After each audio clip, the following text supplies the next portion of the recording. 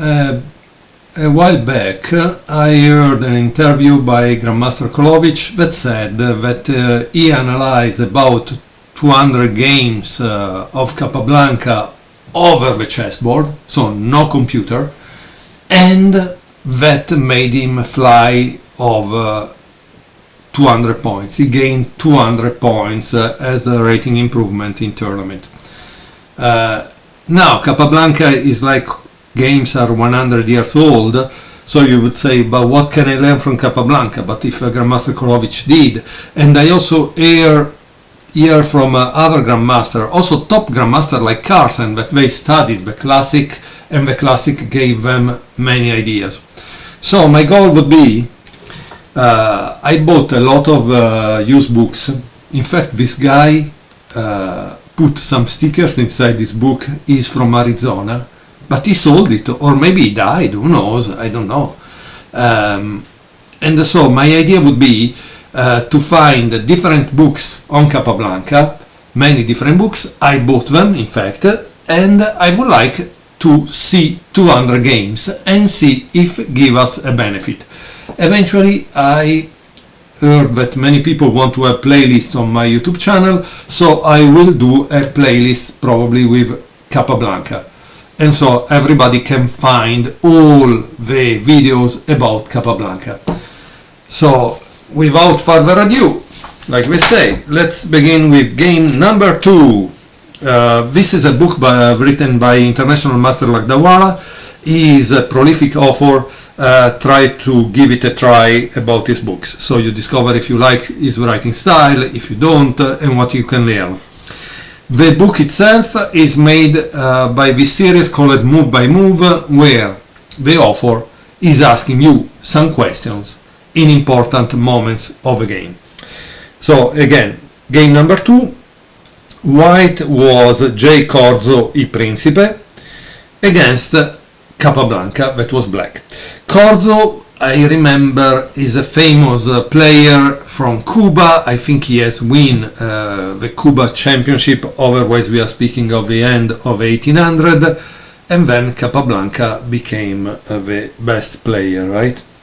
So e4, e6, d4, d5, knight c3, d takes e4. Oh my god, the Capablanca was able to win with this. That's incredible, because generally I consider the Rubinstein variation of the French kind of passive, and I played it for both sides, honestly. Knight takes e4, bishop d7. This is the problem that you need to develop right away, and then another problem is that you need to attack the center in some way in the Rubinstein.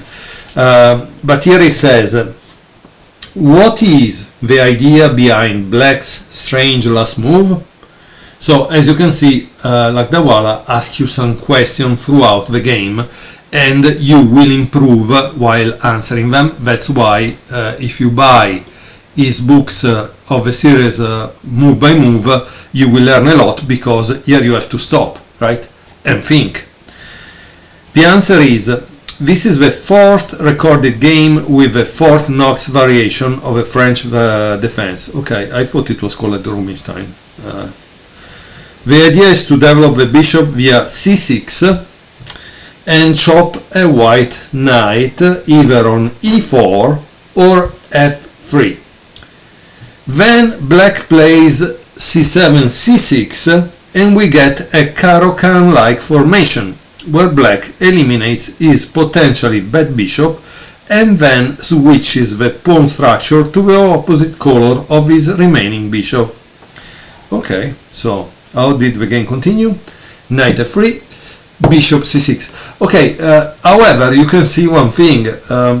Black is using really a lot of tempi to develop this bishop, so it's kind of interesting, right?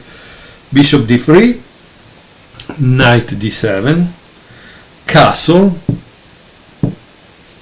Sometimes I think you castle on the queen side because you are going to attack, so maybe it was a little fast, this deciding to castle.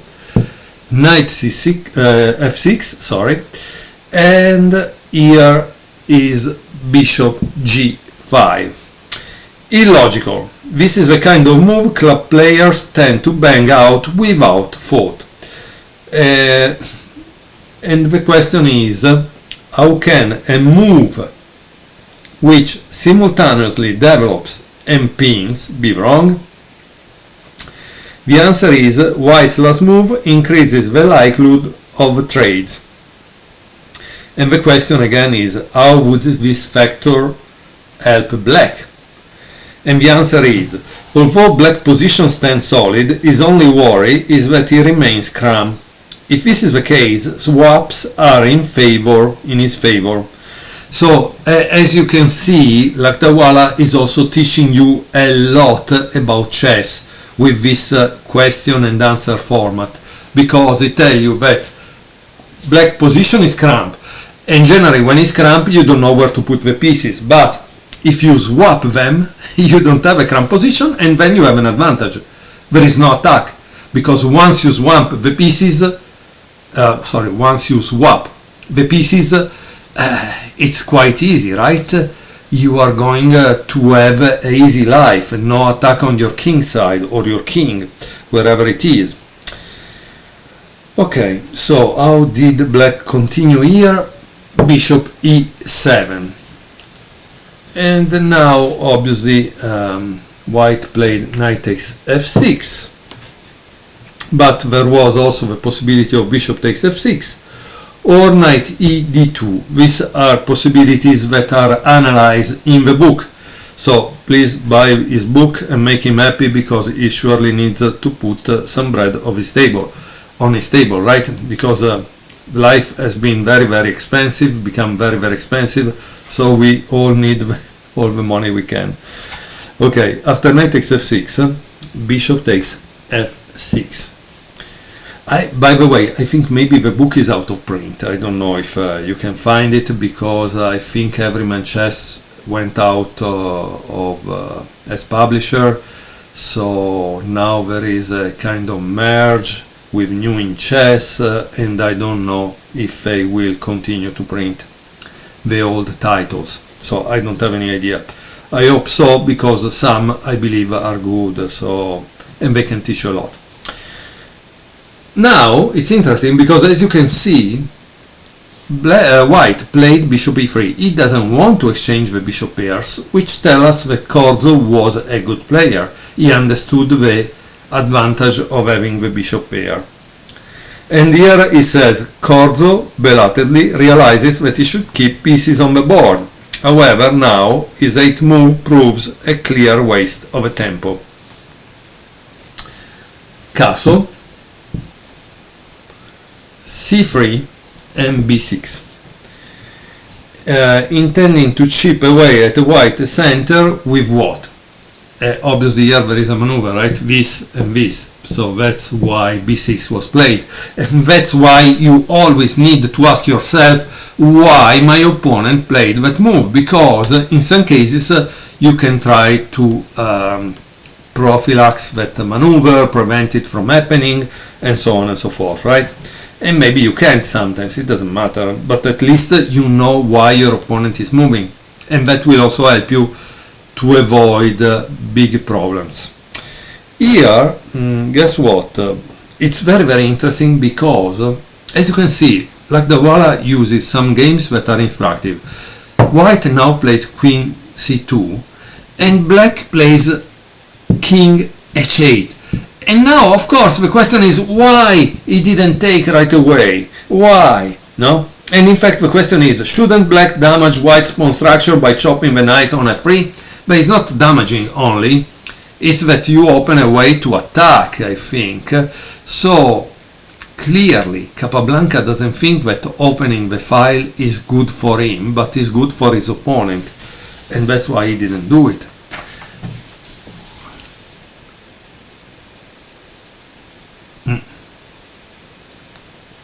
Here it says, correct. I'm not certain why Capablanca shouldn't, wouldn't or couldn't take on f3.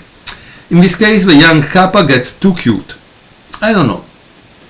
I don't know if he gets too cute, because obviously no offense to Lakdawala, but Kappa for sure he was a little above and beyond Cyrus as a chess player. Sorry Cyrus, but it's the truth. The problem is that today we have computers. For sure Cyrus checked that variation with a computer and decided that it was playable, but at the board would you really risk it? I don't know. Honestly, I realized it after that take and I'm opening a file with all these pieces going in that direction. I wouldn't do it either, but of course I'm not Lakdawala, I'm not Capablanca, this is just my opinion. You can take it as it is, okay? Now the question is another, however. Why White played knight d2 and didn't take on h7, right? Well, it seems that there is a reason he didn't take on h7, and if you get the book, buy the book, you will know it. No, okay, I can show it to you. After bishop takes h7, it's a mistake, because there is bishop takes f3, g takes f3, g6, and if you play bishop takes g6, rook g8, boom. So now you see why Capablanca didn't take and move the king, because maybe he is enticing the opponent into making a mistake. And this is what I notice with lower rated players, that sometimes you must entice them to make a mistake. If you guys cannot see it, let me do it for you, okay? Bishop takes h7. Oops, I take here. Now I have opened the file, right? And so I do this. And what do? You get here, right? And this is the move.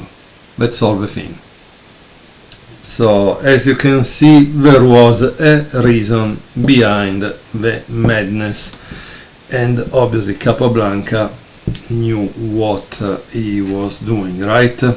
Now I think maybe he still didn't move it on b7, right? Okay, perfect. So after king h8 we had the following move: knight d2. So also Corzo understood that that wasn't the way. Rook e8, and then we obviously also here you cannot take there for the same reason, right? Because if he plays rook g8 and the file is open with the bishop here, it's a easy win. So, oh wow, he did it. Oh my god, he did it. He took on h7. That I don't understand. Oh my god. Poor judgment. White's dream of attack fails to correspond with reality. It was P.T. Barnum who said, "There is a sucker born every minute." The black king is perfectly safe, and 3 pawns aren't enough. Oops. g6, bishop takes g6, f takes g6, and the queen takes g6. And here we have, in the end, what we want doesn't count for much. It is what we get that matters. Black stands clearly better for the following reason. White failed to assemble sufficient reinforcement to commit to such a radical course of action, and very simply is not attack. Yeah, there is not the attack. White kindly opened the G file, like I told you, the G file, because this is here, right? It's a problem for black rook and his future attack down that file. Yeah, taking aim at G2, obviously. Black has a grip on the light squares. Yeah, because he has the light square bishop.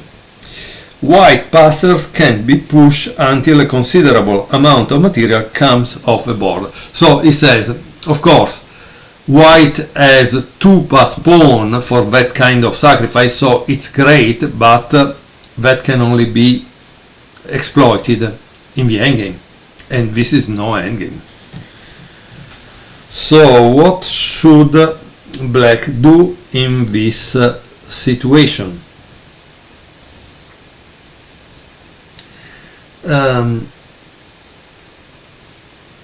It seems that black should have played this, rook e7. But here it doesn't give us a kind of rook e7, rook g7, queen g8. Oh wow, yeah, it makes sense, Instead, black played queen e7, that is not so good. But luckily, our friend Corzo was a kind man and he played f4. Now light square puncture dot white position as an box scar face. Okay, obviously, right. Okay, queen h7. So you want to exchange the queens. So you see why? Because Capablanca probably was already good in the endgame, and he already knew that this endgame was won for him, and so boom, he wanted to take off the queen from the board to avoid any possible surprise, right? And in fact he gets his wish. Queen takes h7, king takes h7,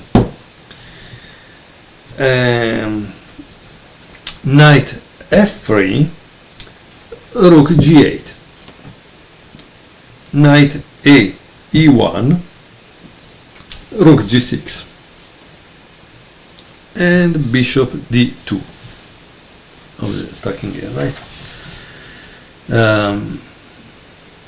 Okay, let's see how it continues. Bishop d5, defending a6, b3, trying to remove the bishop d5 with c4, rook f8. Wow. Interesting. And now there is king h1, not c4, because it says if you played c4, there would be bishop takes f3, rook takes f3, and bishop takes d4. So c4 would leave this hanging, not a good idea. And as you can see, Corzo probably was aware, because he plays king h1, taking it off, and maybe try to avoid that problem of a hanging pawn that gives check and black gain a tempo, right? So what does black do?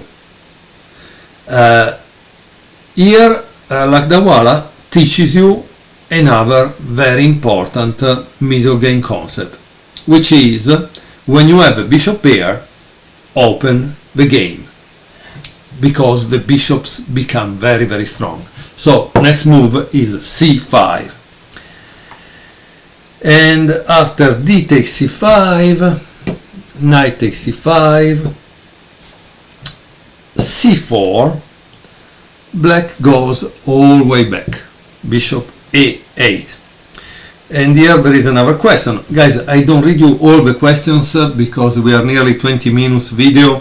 So really, if you enjoy to be hammered by questions, buy the book. Otherwise, let's move on. Question is, what is the point of black's last move? Just a precaution. Kappa avoids future tricks on his bishop if white even seizes the 7th rank. So he didn't put it here because if he goes on the 7th rank, give check and takes the bishop, right? Instead on the 8th rank, it's a little more difficult. So how does white continue? Bishop b4, rook f g8, so there is an attack on g2, bishop takes c5.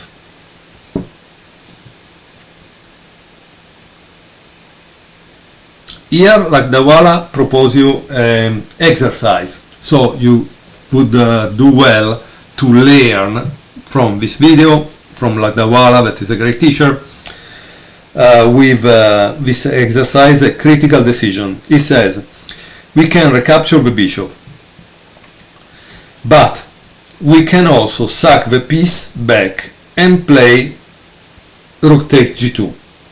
Judge the ramification. Is it worth it? So I hope you pause the video, try to judge if it's better to play rook takes g2 or b takes e5, and decide. The answer is, it sure is. g2, like gravity, quickly brings white down as the contagion on the light squares continues to spread. White's position, for so long a three-legged stool, finally collapses as black light square bishop gathers dynamic power down to the h1 a8 diagonal.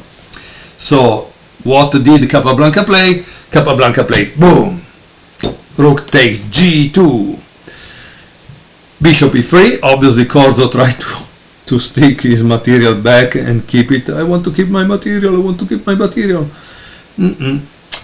Here it says the only move, Corzo walks into a mate in each of the following line. If he plays this, it would be rook takes g1 and then bishop takes f3, I think, right? No, sorry, this is a thing. Rook takes g1, yeah, rook takes g1, this cannot move, bishop takes f3, rook g2, rook takes g2, a mess. Yeah, so probably this is the only move. Try to watch if there were other possibilities. Bishop h4 is how it continues, rook d1, and of course here you cannot take because of this is checkmate. But why checkmate? Because check from this and check from this, okay? So that's the reason that you cannot take that bishop in there, and that's why he played rook d1. And once more, here Lakdawala tell you exercise, combination alert, black has a shot which short circuits the defense. Let's see if you can find it. So the move is bishop f2. Boom. Keep in mind that black was a 13-year-old kid and white the IM-GM strength Cuban champion. So imagine how good Capablanca was at this age. But why he was good? Because he also played against stronger players. Because if you play against weaker players, you will never learn, right? You need to not be afraid to lose 1000 games against stronger players, because every game will teach you a lesson. So that's kind of important, right? Rook d7, like we were talking before, and that was the reason why Capablanca played bishop a8. King h6, and here there is this move that is kind of resigning. Yes, it's rook d5. It's over, right? So bishop takes e3, knight g5, rook 2 takes g5, f takes g5, rook takes g5 because this rook is pinned, rook f6 check, king h5, rook takes e6, bishop takes d5, c takes d5, and now there is the checkmate that I hope you can see. Rook g1, checkmate. I hope you enjoyed this beautiful game from the book hey, go away. By Lakdawala, Capablanca Move by Move. It's a book that is divided in different chapters.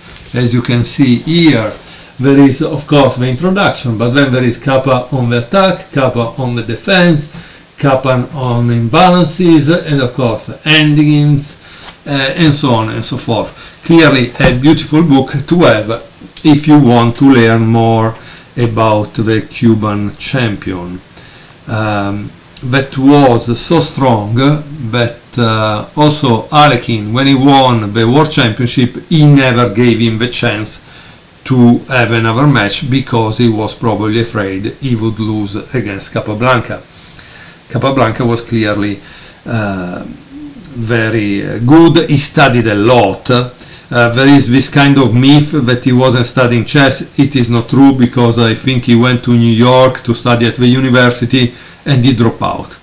He dropped out because he was doing chess all day long. I hope you enjoyed this game. Thank you for watching. See you next time.